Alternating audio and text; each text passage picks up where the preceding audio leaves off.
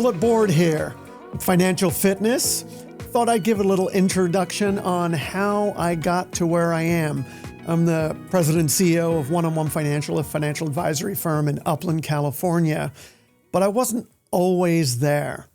So when I started the business, I worked for a regional wirehouse for about 2 years, and it was interesting.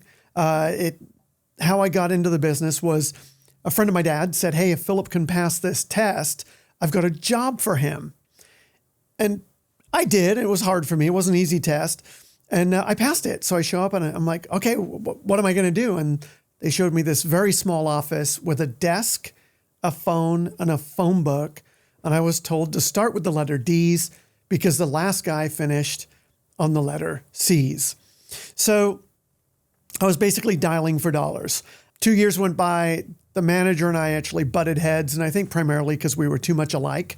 And I was asked to leave. We agreed that it's a good idea that we parted ways. Let's put it that way. And that was July the 3rd.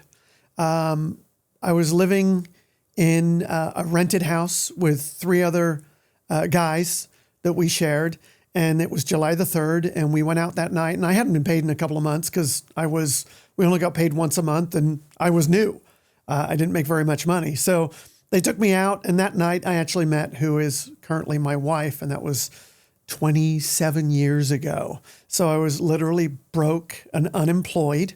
Took July the 4th off, and on July the 5th, I borrowed a desk and set up shop in the front room of the house that I was renting with my friends. The phone number to our business to this day is the same phone number from that house. That's where I started. At the time, I had a car, had 300,000 miles on it. I could only drive it into the wind, and I had a roll of quarters and a computer, an old computer. And back when you used to finance your computers because they were so expensive. So that's where I started. So fast forward, worked out of my house way before it was popular. And I seemed to hit a ceiling.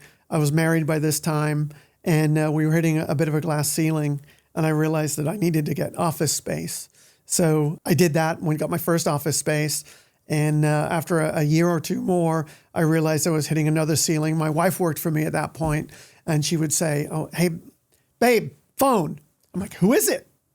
"I don't know. They asked for you." So I would take every phone call. I was pretty much doing everything. And it wasn't because my wife wasn't willing to help. It's just that I didn't know how to train her. So I realized that there was another piece missing, which was systems and processes. And so I paid an awful lot of money, about 10% of my annual income at that point, to go and buy this system. And my wife looked at me and she goes, "Well, what if this doesn't work?" And I said, "Well, we're going to be making payments on a credit card for a long time."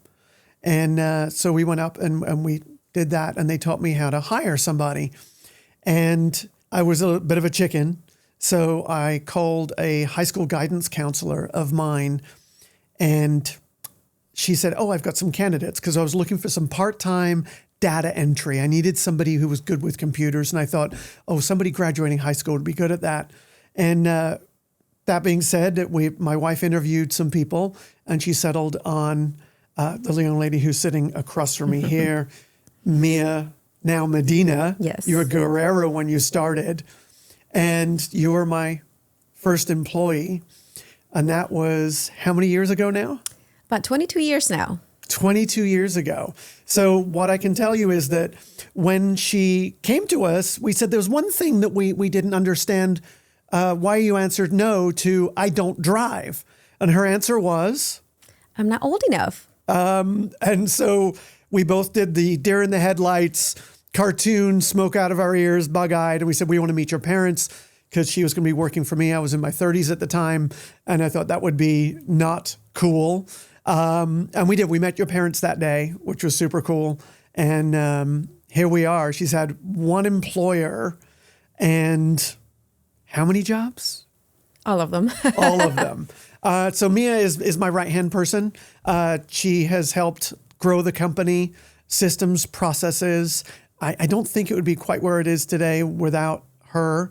So that's where we started. We are now 6 full-time employees overseeing 12 other financial advisors, and it's a significantly different operation.